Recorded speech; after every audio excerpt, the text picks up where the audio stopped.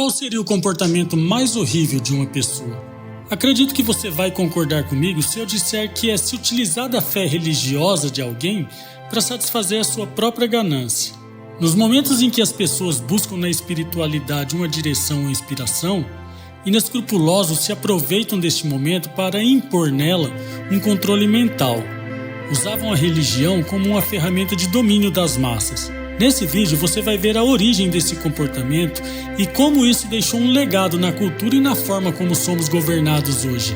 Vamos explorar como líderes e instituições utilizavam a crença para moldar comportamentos e limitar a autonomia mental e espiritual das pessoas. Prepare-se para desvendar as estratégias que alimentam essa manipulação e como podemos alcançar a liberdade espiritual para dedicar a fé a Deus, se livrando desses intermediários.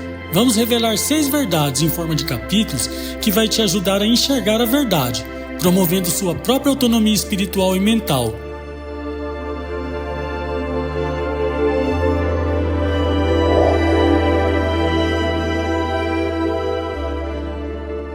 Desde nossas origens, uma sombra persistente pairou sobre a humanidade, o desejo insaciável de poder. Eles buscavam o domínio manipulando governos, instituições financeiras e as famílias. Um jogo eterno de ambição e controle criado muito antes de qualquer outra organização. Com a evolução humana, aqueles obcecados por controle ou poder foram percebendo que o sistema criado continha fragilidade, porque sempre tinha, por vezes, revolta daqueles que eram dominados. Mas a religião sempre se mantinha blindada a qualquer ingerência dos seus fiéis. Por trás de palavras santas e sermões piedosos, um objetivo sinistro se escondia: o controle absoluto sobre os fiéis. Com o pretexto de civilizar a humanidade, as autoridades religiosas teceram uma teia de regras opressoras, com o objetivo de direcionar a vida do maior número de pessoas que pudessem.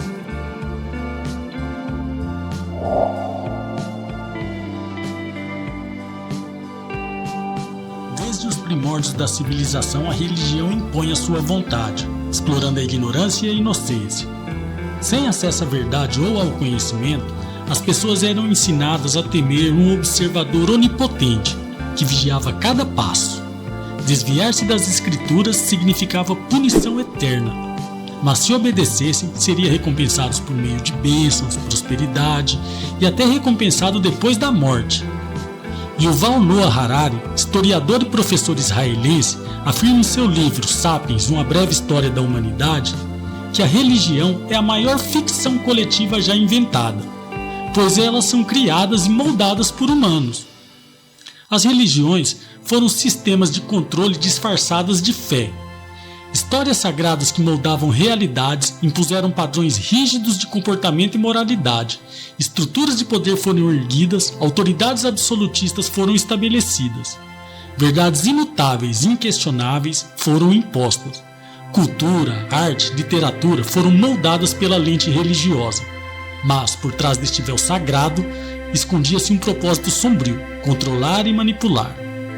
As religiões se tornaram ferramentas de domínio, silenciando a razão, sufocando a liberdade e impondo uma ordem implacável.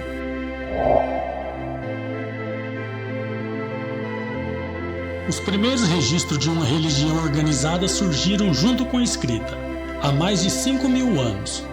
A Bíblia passou a contar acontecimentos que datavam de 1250 a.C., ou seja, mais de 1000 anos antes do seu próprio surgimento.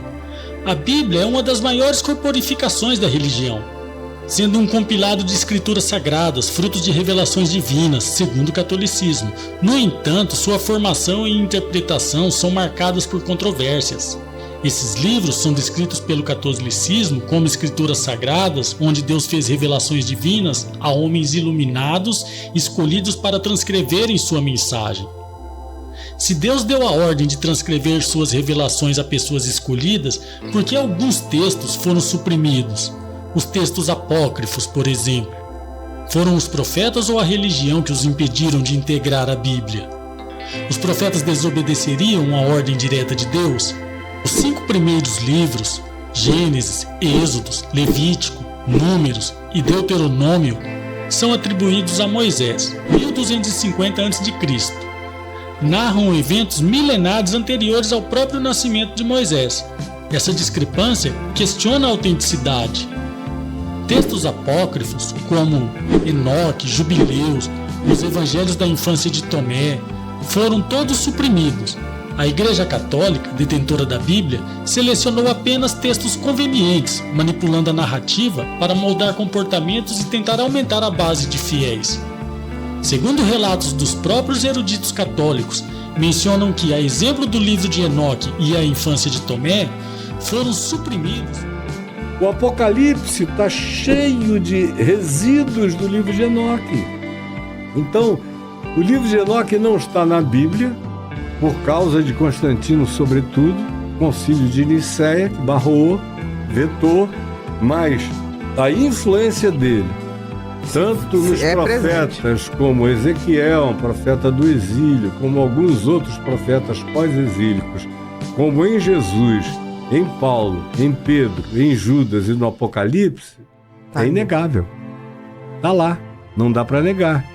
E é extraordinário. Relatos desse tipo comprovam uma versão da verdade. Se buscamos uma verdade, ela não pode ter versões. Fica clara a seleção e compilação de um conjunto de contos que serviram para trazer até os mais céticos para a religião, escolhendo histórias há muito já contadas, por vezes trocando apenas os nomes dos personagens, na intenção de captar o maior número de pessoas para viverem sobre as mesmas regras. Eu vou mostrar 4 locais e períodos distintos da história que comprovam um verdadeiro plágio da Bíblia. Em 1848, uma descoberta na Mesopotâmia revelou tábuas de argila datadas de 3.300 anos antes de Cristo, descrevendo os Anunnakis. Os Anunnakis eram divindades sumérias, acádias e babilônicas, descendentes de Anu e Ki. Relatos nos pergaminhos do Mar Morto, Código de Hammurabi e Livro de Enoque já descreviam esses seres celestiais explorando a Terra. Nessas tábuas de argila continham escritos sobre a criação do homem a partir do barro, que ganharam vida a partir do sopro da vida. Contavam também a história do dilúvio universal, que lembrava muito o conto de Noé. Ou seja, era a mesma história, só que com personagens diferentes. Em 2181 a.C., Osíris era a divindade da religião egípcia, sendo um dos deuses mais importantes e conhecidos. Ele era responsável por julgar os mortos na Sala das Duas Verdades. O morto egípcio tinha que fazer 42 votos a Osíris. Dentre os 42 votos, os 10 votos eram escritos os 10 mandamentos. A única diferença é que o morto egípcio falava eles na primeira pessoa e Moisés passou eles para a terceira pessoa. O mais curioso é que Moisés só viria a receber essa mensagem divina dos 10 mandamentos 1000 anos depois. Em 1200 a.C., o zoroatrismo foi a religião oficial do Império Persa, fundada pelo profeta Zoroastro, tendo como figura central Saoshyant. Conta o mito que Saoshyant nasceu de uma virgem, promoveu milagres, tinha poderes para curar e ressuscitar. Também liderou a humanidade na luta contra o mal. No zoroatrismo, a ressurreição era o conceito central, relacionado à salvação, onde o mundo ia ser renovado e a humanidade começaria uma nova era. Os plágios encontrados na Bíblia não param por aqui. Eles ficam mais estranhos quando comparamos as histórias de Horus, filho de Osíris, e de Jesus Cristo, Filho de Deus. Ambos tinham 12 companheiros. Horus tinha os 12 grandes deuses e Jesus tinha os 12 apóstolos. Horus foi visto como um salvador, trazendo justiça e ordem ao mundo. Jesus também é considerado o salvador da humanidade. Osíris foi morto e esquartejado, ressuscitou no terceiro dia. Essa história é um paralelo à morte e ressurreição de Cristo. A batalha de Horus contra Sete é paralela também à batalha de Jesus contra Satanás no deserto.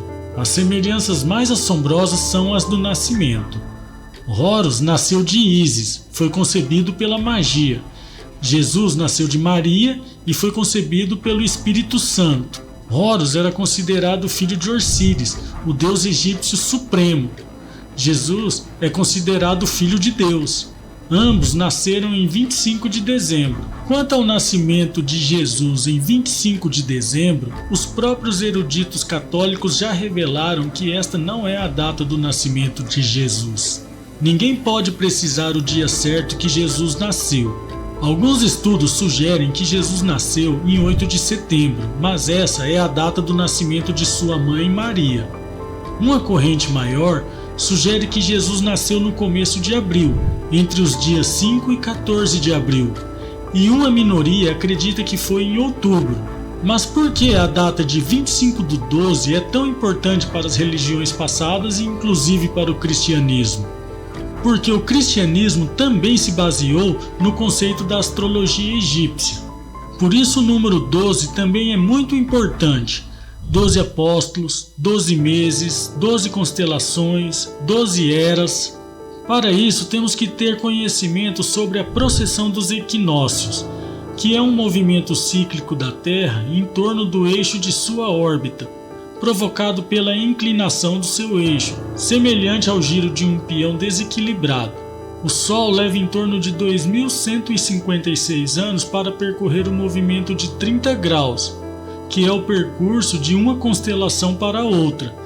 Esses 2.156 anos representam uma era, e a cada volta completa no zodíaco leva em torno de 25.765 anos. Uma das principais consequências disso é a alteração da faixa da Terra que fica exposta ao Sol em determinados meses. O nascimento em 25 de dezembro representa o nascimento do Sol na primavera e o pôr do Sol na constelação Cruzeiro do Sul, onde ele fica bem no meio de uma cruz. Assim, cada Messias pertencia a uma era. Cada era deveria ser deixada para trás quando entrasse em outra. A crença egípcia dizia que Horus era da era de Touro, Moisés pertencia à era do Cordeiro e Jesus viria a pertencer à era de Peixes. No livro Êxodo 32 conta inclusive a história de Araão, que liderou um grupo de pessoas para venerar um bezerro de ouro e foi interrompido por Moisés, pois simbolizava o touro do Messias passado. Sacrifícios de cordeiro, pastores de ovelhas eram simbolismos atribuídos a Moisés. Referência ao pescador, à pesca e aos peixes simboliza Jesus. E daqui a 130 anos, em 2156, o simbolismo será tudo referente ao Messias de Aquário. É neste conceito que se baseia a importância do nascimento. Vários outros deuses e semideuses tiveram sua data de nascimento em 25 de dezembro. Horus, Osíris, Mitra, Hades, todos esses nasceram de uma virgem, morreram e ressuscitaram.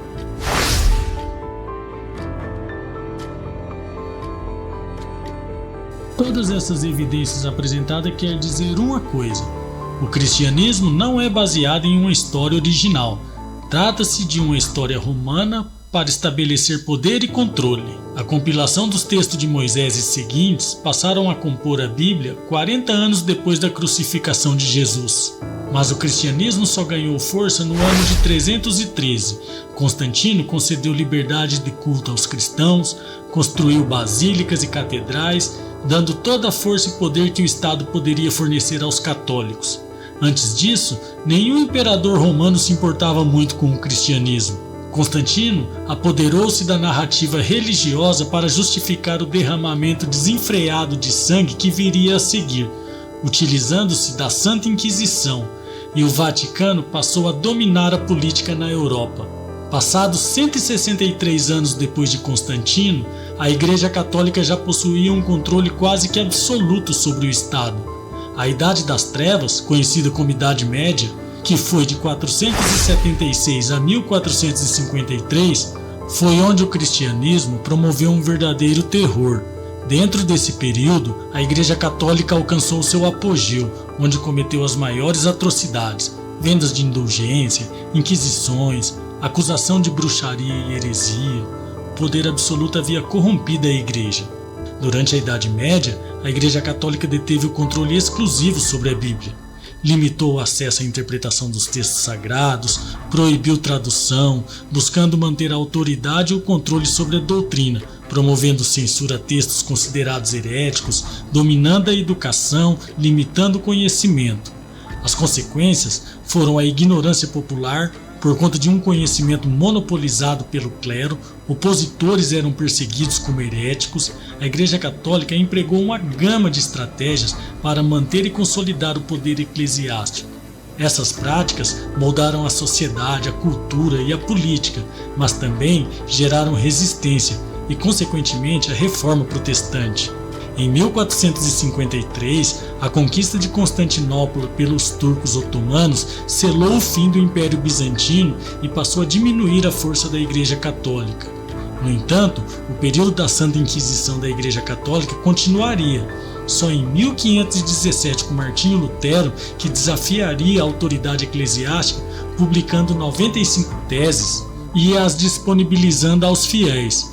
A Reforma Protestante, até então, promoveu uma verdadeira liberdade religiosa.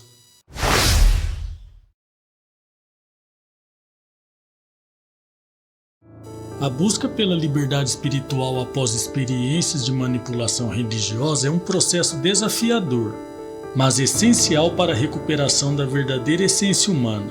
O caminho que pode ajudar nessa jornada é fazer uma reflexão crítica em relação às crenças e ensinamentos, perguntar-se: por que eu acredito nisso? Ou isso realmente ressoa comigo? Pode ajudar a desafiar normas e a construir uma espiritualidade mais autêntica, genuína e original. Não cabe a ninguém questionar a fé das pessoas, mas cabe a todo ser humano querer o bem ao próximo e contribuir para que pessoas não manipulem sua fé em busca de interesses obscuros. Caberia questionar não a fé, mas a manipulação dela em busca do poder. A crença em um Deus, Criador de tudo e de todos, que viemos dele e para ele voltaremos, é a minha crença. Agora, querer manipular a minha fé para contribuir com o poder de instituição, onde a fé na igreja e nos papas pareciam se igualar à fé do nosso Criador, isso sim é heresia, pois eles se respaldam em um livro que de fato não podemos dar a devida credibilidade. A Bíblia, entre revelações e manipulações, exige crítica. A fé deve ser livre de controle institucional, respeitando a autonomia individual. A história nos ensina a desconfiar do poder absoluto. O cristianismo foi uma ficção criada por Roma para separar o ser humano do seu estado natural e um dos outros, para estabelecer uma conexão com as regras criadas pelo próprio Estado romano, onde dominava o jogo religioso muito bem, reduzindo a submissão humana a uma autoridade superior. Isentava o ser humano de responsabilidade sobre questões da própria existência, passando isso para que Deus controlasse tudo por meio deles mesmos se fazendo de representantes. O cristianismo pregava que Deus controlava o movimento de seus fiéis através de seus representantes, o Papa, o Bispo, o Rei. Só detinham o poder aqueles que controlavam o mito. Esse mito foi o dispositivo mais perigoso já criado, pois a crueldade para exercer o poder era justificada pela perseguição divina aos hereges. Quando um homem simples, cheio de amor e compaixão, foi pregar a verdadeira palavra de Deus, sem qualquer interesse obscuro, eles o crucificaram. A ironia disso tudo é que hoje o Vaticano que representa o poder máximo do cristianismo.